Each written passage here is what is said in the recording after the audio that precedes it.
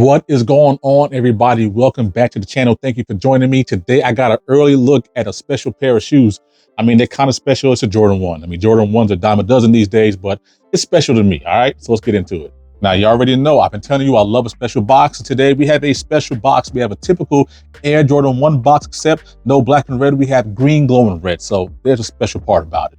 I'm still a fan of when a brand does this. Size tag reads Air Jordan 1 Retro High OG, white, black, green glow. Ladies and gentlemen, I'm beyond pleased to present to you the Air Jordan 1 Green Glow.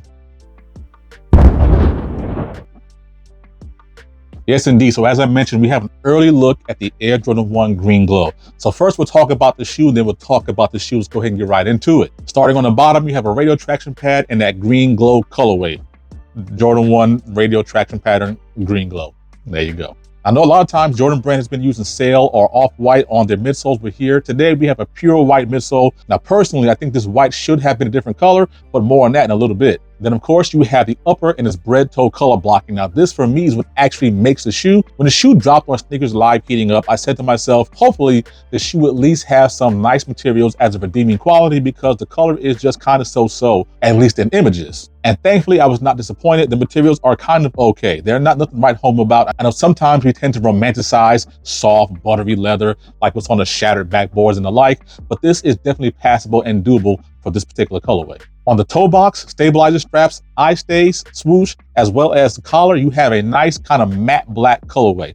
Not too glossy, not a lot of sheen to it. And I actually think that works for the most part. It actually complements the green glow colorway in my humble opinion. Now, as far as the green glow, you do have a nice, fairly tumbled material, okay? Again, I know you guys are sticklers to materials, at least some of you are. Myself, not so much. But you do have a nice material here with the green glow on the toe, as well as around the collar and on the heel. And again, I think that makes the shoe more complete than anything. The nice materials mixed with the actual colorway, the shoe does look pretty nice if I do say so myself. On both the lateral and medial side panels, you have a nice white leather material. I mean, nothing to write home about. It just is what it is at this point. Pretty typical of a bread toe color blocking. You have a black tongue, and of course you have a white and green glow tongue tag. Not that it makes a huge difference, but the actual back of the tongue has a little bit of a satin feel to it. It's not that kind of coarse, harsh material that we're maybe used to on other Jordan 1s. On the interior, you do have a black insole with a green glow Nike Air on the inside. Hopefully the camera's gonna pick this one up. Of course, you have the embossed ball and wings logo in that black color. And lastly, you have a flat black cotton lace. And finally, I am proud to announce, in the Move to Zero initiative box, you have a green glow colorway and a spare pair of laces. Now, as far as the shoe itself is concerned, that's pretty much it for the green glow Air Jordan 1.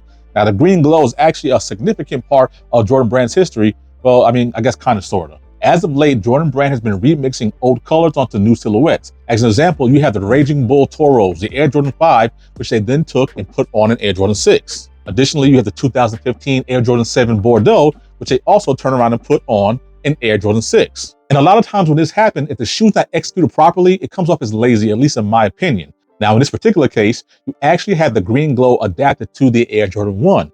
That shoe, of course, was the 2013 Green Glow Jordan 4. As always said, I wasn't outside at the time, so I don't know how popular that shoe has become, but it is a nice colorway. And of course, that's one of the reasons why I said there should be more colors on this particular shoe. Jordan 4 is definitely a staple in the community, and that gray, black, and green glow colorway is what makes that shoe pop, in my opinion, which is why I think at the very least should have had a gray midsole here to kind of mimic that shoe. I think overall that definitely would have put this particular shoe over the top in the green glow category. Not to mention, in plus or minus 2 weeks from now, we actually have an Air Jordan 3 in a green glow colorway. Now, about that particular shoe, I actually like the shape of it. It has very much an Air Jordan 3 shape from the kind of 1980s when that shoe first came out, mixed with the green glow color pattern on it. I'm still on the fence about whether or not I'm gonna pick that particular shoe up. Now, because of my kind of compulsive nature, if I had this green glow, the Air Jordan 3 green glow, I'm probably have to reach back to the Air Jordan 4 green glow. So it may behoove me to kind of stay away from that one, but that's just me.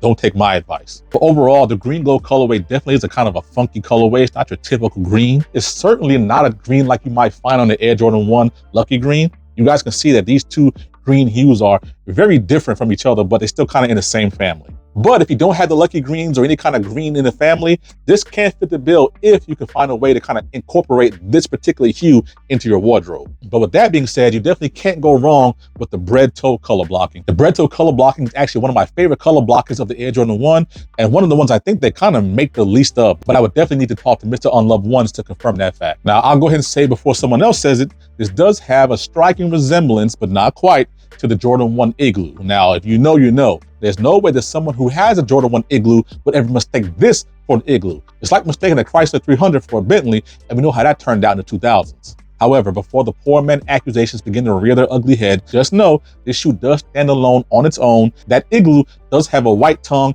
also a white toe, so there's some differences there. This is the Air Jordan 1 Green Glow. We should not mistake it for anything else. So as far as sizing is concerned, I would go true to size. That's what I do in all my Air Jordan 1s without fail. As aforementioned, dropping for the price tag of $180 on the sneakers app and probably on all the other foot sites, this shoe comes out on May 4th. So May the 4th be with you. I don't know why I just did that. I don't know. I hope you guys have a chance to pick this one up. It's a nice shoe, all right? It definitely has a place in any collection as well as in most people's wardrobes. That's just my opinion. Thank you guys for sticking with me. Do me a favor, hit the subscribe button, like, share, comment, do all that good stuff. Let me know, do you plan to go after the Air Jordan 1 Green Glow? So right now I'm gonna go outside, get these guys on feet, maybe give you a couple of lace swap options. Until then, I have been Jay Shoe Fanatic, and I'm out of here.